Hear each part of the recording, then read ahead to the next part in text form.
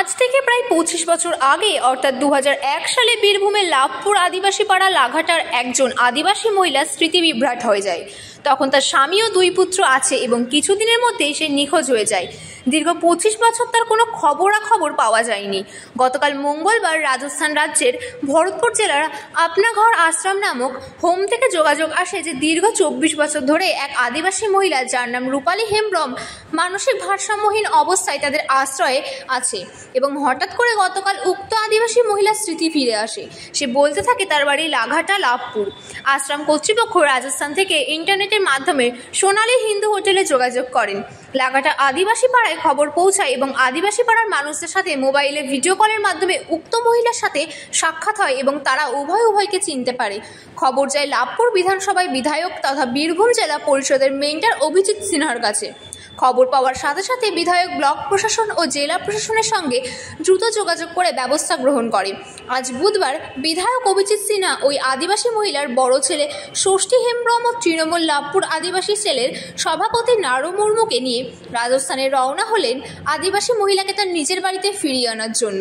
লাভপুরের বিধায়ক অভিজিৎ সিনহাকে পাশে পেয়ে খুশি আদিবাসী পরিবারের পক্ষ থেকে জানা যায় এতদিন ধরে মাকে খুঁজে না পাওয়ায় মায়ের শ্রাদ্ধ করে দেয় তার ছেলেরা। বিধায়কের এই উদ্যোগকে সাধুবাদ জানিয়েছেন বহু বিশিষ্টজনেরা। তোমরা সবাই দিকে গেছিলে? না। তাহলে কে গেছে? আমি যাই না, আমার বোনটা নিয়ে গেছিল। বোন আর বাবা যায়নি। বোনটা ছোট ছিল, এবারে ওখান থেকে সব মেলাগুলো দেখেছে। মেলা দেখেছে যে আপনার ব্রেনটা কাজ করছে না। 3 মাস ছিল ফেরার পর ঘরে, তারপর চান করতে বেরিয়ে তখনই আমরা খুঁজে পাইনি। আপনার বাবা কবে মারা গেছে? মারা গেছে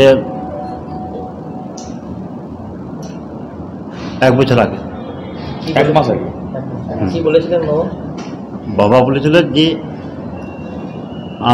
আমি যদি মরে যাই তা মায়ের একসঙ্গে যেন ছাদুটা দিয়ে দিই।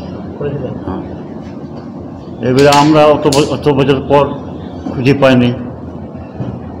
কতটা খুশি ফিরে পেয়ে? কতটা খুশি এখন অনেকটা মনে শান্তি পেয়েছি। কালকে ভিডিও কলে দেখেছেন মাকে? হ্যাঁ। সেই অনুভূতিটা বলুন। প্রথম যখন দেখলেন? প্রথম আমি দেখি আমি চিনতে পেরেছি, দিয়ে হিন্দিতে কথা বলছে, হিন্দি জানি না আমি, যে বাবার নাম বলছে এই শুধু এলাম, মোটামুটি হিন্দিতে কথা বলে, যে আমাকে দেখেও মানে কানতে লেগে যায়, আমিও কানতে লেগেছি। আপনারা কারা কারা যাচ্ছেন মাকে আনতে? আমরা নারদা স্যার যাচ্ছে। জেলা প্রশাসন এবং বিধায়কের পাশে পাচ্ছেন। হ্যাঁ হ্যাঁ। ভোটের সময় নয়, কাজের সময় কেমন লাগছে? ভালো, মনে শান্তি পেয়েছি।